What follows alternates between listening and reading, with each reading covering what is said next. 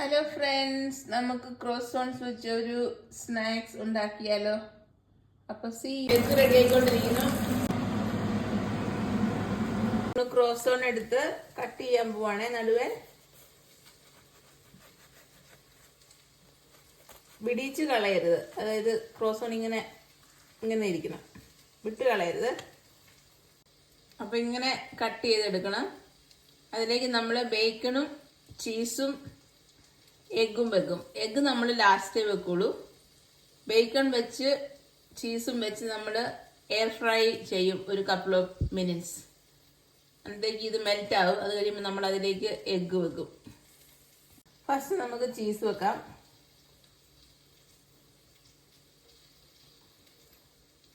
Cheese ഇങ്ങനെ നടുഭാഗത്തായിട്ട് വെക്കുക. പിന്നെ ബേക്കൺ വെക്കാം.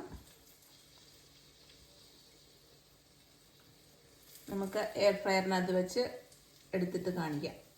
അപ്പം നമ്മൾ എയർ ഫ്രയറിനകത്ത് വെക്കാൻ പോവാണേ. കാണാം, റെഡിയായി വന്നിട്ടുണ്ട്. നമുക്കിത് ഇനി എഗ്ഗ് വെച്ച് പിള്ളേർക്ക് കൊടുക്കാം.